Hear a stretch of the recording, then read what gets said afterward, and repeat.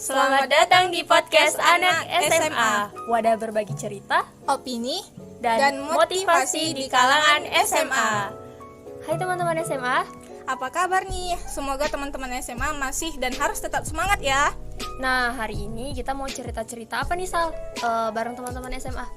Jadi hari ini kita mau ngebahas secara santai aja, nggak usah yang tegang-tegang kali. Iya. Itu tentang peran guru selama pandemik ini, masalah pembelajaran dan peran guru yang mungkin menurut saya belum bisa tergantikan oleh kemajuan teknologi nih.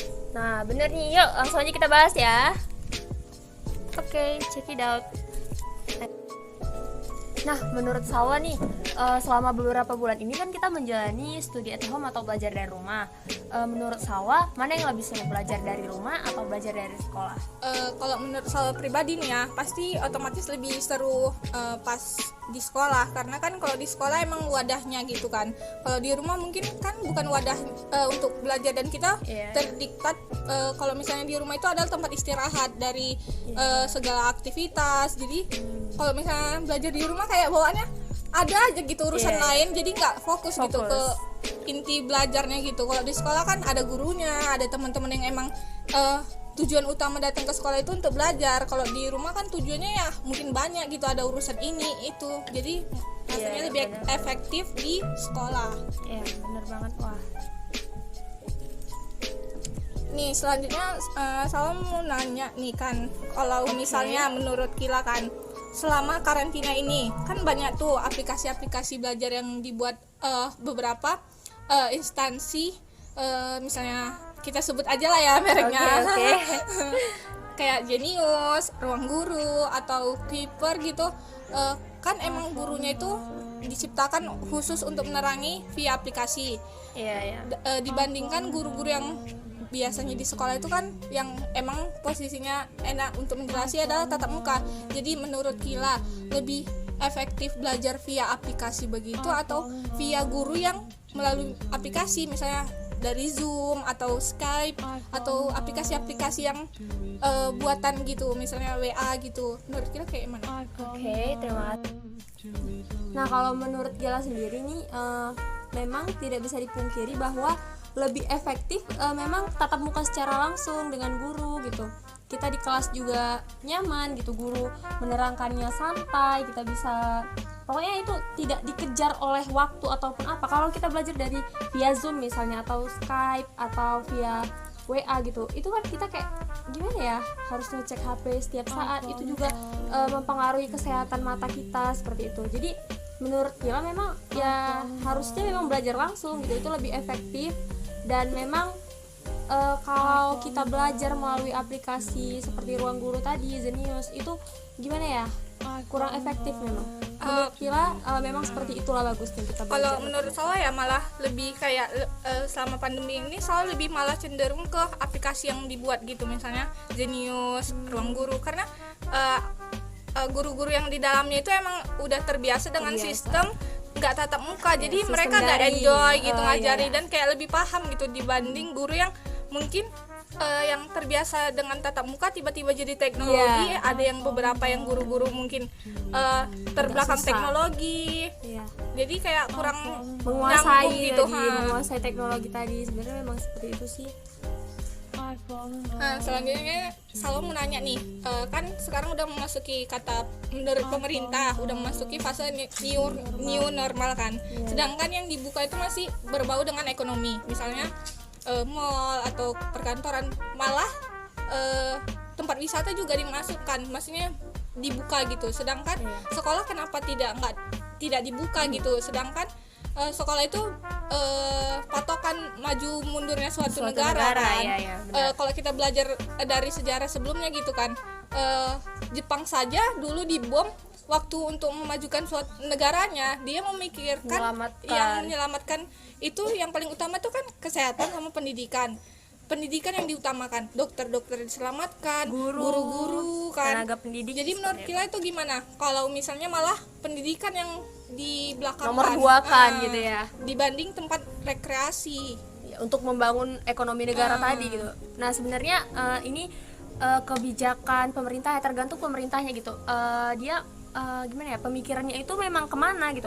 Kalau kita lihat negara-negara maju, mereka itu lebih mengutamakan pendidikan. Kita lihat saja negara Finlandia, mereka itu apapun kondisinya, mereka tetap melakukan pendidikan itu, mereka tetap semaksimal mungkin melakukan pendidikan dengan sistem-sistem yang membuat siswa tadi lebih nyaman belajar gitu. Jadi kita lihat tadi seperti Salwa bilang, itu negara Jepang ya kan, yang waktu itu kena Hiroshima dan Nagasaki, mereka menyelamatkan itu duluan tenaga medis, dokter, guru, para tenaga pendidik. Itu sangat diapresiasi. Seharusnya nih Indonesia itu mencontoh negara Jepang tadi gitu. Bukan malah iya bagus memang kita membangun ekonomi tadi gitu. Cuman kita lihat itu masa depan anak bangsa ini kemana itu kalau nggak dengan pendidikan gitu. Kita itu udah jelas ya disuruh mencerdaskan kehidupan bangsa gitu.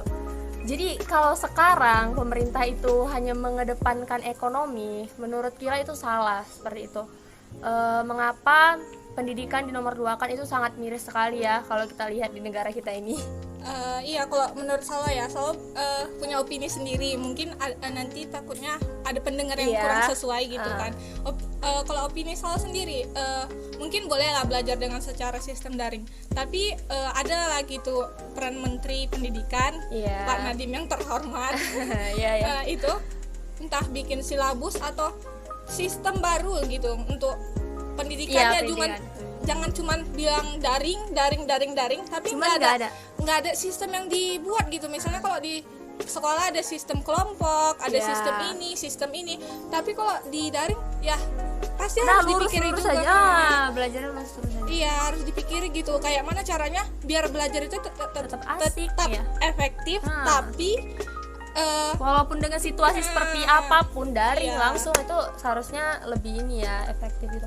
Memang niatnya udah bagus, cuman caranya ini belum ada mungkin ditemukan sama Bapak Menteri gitu. Ya lanjut ke nah menurut Salwa sendiri nih ya, pertanyaan terakhir, Salwa tahu kan bahwa perubahan sistem belajar pendidikan itu melalui via aplikasi gitu ya kan, seperti yang ada saat sekarang ini. Dan Pak Menteri juga bilang nih katanya pembelajaran jarak jauh itu memang permanen gitu. Menurut Salwa itu gimana? Kalau menurut Salwa sendiri, Salwa kurang setuju kan, karena kan sedangkan kita yang udah tatap muka aja terkadang masih kurang paham gitu kan. Masih banyak pertanyaan-pertanyaan, habis dijelasi harus bertanya. Sedangkan kalau via jaringan gitu kan, misalnya via daring, masih banyak kekurangannya gitu. Jadi kalau mau nanya misalnya tiba-tiba jaringan rusak, yang suaranya nggak kedengeran lah, inilah itulah. Terus kan Salwa beberapa hari yang lalu ikut mendengar seminar daring yang seminar daring atau webinar yang diadain Universitas Negeri Jogja. Dosen Universitas Negeri Jogja bilang gini, negara kita belum memasuki revolusi 4.0 sebenarnya masih memasuki 2.0. Kenapa? Karena semaju-majunya internet kita, ketika mati lampu ya tetap aja mati. Iya benar. Belum secanggih Jepang yang di mana-mana sudah ada sambungan internet, kita berpindah tempat saja pun udah dapat internet. Sedangkan kalau negara kita mati lampu, yang baterai habis lah, yang alasan murid hujan. Nanti kalau hujan internetnya habis gitu ya kan, nggak bisa lagi. Belum lagi yang anak-anak yang mungkin di pedalaman atau mahasiswa yang mungkin dari kampung ke kota terus karena keadaan yang semakin buruk atau semakin kayak gini, jadinya balik ke desa saja kesusahan untuk mencari jaringan. Jadi kita masih bisa dibilang masih di masa 2.0, belum masuk ke 4.0. Jadi mungkin masih banyak kendala-kendala kalau misalnya kita mau belajar secara daring. Mungkin positif yang dimaksud Pak Nadiem, cuman keadaannya itu belum bisa. Kalau sekali-sekali mungkin bisa lah untuk biar kita juga ikut maju teknologi di bidang pendidikan. Tapi kalau untuk jangka panjang mungkin belum bisa.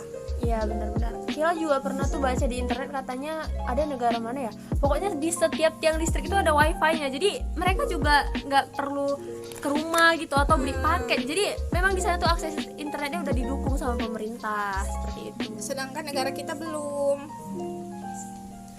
Selanjutnya astagfirullahaladzim. Terakhir nih kan, setelah pertanyaan tadi, mungkin apa sih harapan kita sebagai siswa untuk kedepannya masalah pendidikan terutama? Ya, kalau menurut Kila ya, semoga yang pertama itu ya pandemi ini cepat berlalu, cepat selesai, cepat beres. Amin. Ya, supaya pembelajaran kita itu kembali seperti awal, kita lebih belajar efektif. Terus juga mungkin karena ini ada hikmahnya, mungkin karena pandemi ini kita disuruh untuk mengatur sistem pendidikan tadi supaya diperbaiki gitu, supaya lebih baik lagi gitu. Seperti ada tuh sekolah kedinasan STAN, mereka menutup 4 tahun kalau nggak salah, itu rencananya untuk memperbaiki sistem pendidikan mereka gitu. Nah, jadi harapannya setelah ini ya pendidikan di Indonesia itu lebih bagus, lebih maju gitu. Kita bisa menyeimbangi negara-negara maju yang ada di di dunia ini gitu. Ya, semoga saja ya. Salwa gimana pendapatnya? Kalau Salwa sih ya sama, harapannya mungkin semoga pandemi ini cepat berakhir, dan kembali beraktivitas, bisa ke sekolah, bisa belajar efektif, Sosialisasi dengan kawan-kawan juga. Pokoknya lebih ke doa-doa dan pengharapannya gitu lah. Dan juga memang nggak bisa dipungkiri bahwa pendidikan secanggih apapun teknologi tadi ya nggak bisa tergantikan dengan dan guru. Peran guru itu masih sebagai peran utama lah untuk pendidikan generasi gitu. Generasi penerus bangsa ini ya. Ya, benar sekali wah. Jadi mungkin itu pembahasan aja, kami kan? cuma ini aja karena ini bincang-bincang santai, singkat juga sih. Semoga bermanfaat untuk teman-teman pendengar semua. Semoga bermanfaat dan ada manfaat dan bermanfaat lagi. Iya, semoga dari pembicaraan kami yang mungkin kurang ini, tapi kalian bisa mengambil apa yang bisa diambil gitu. Kalau ada kekurangan juga kami mau minta maaf. Iya, Kami maaf. ini kan sesuai opini-opini aja. Beropini.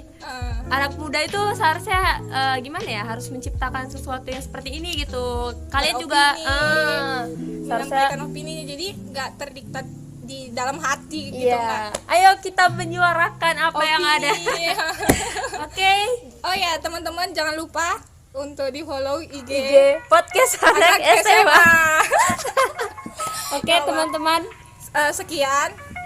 Assalamualaikum warahmatullahi wabarakatuh.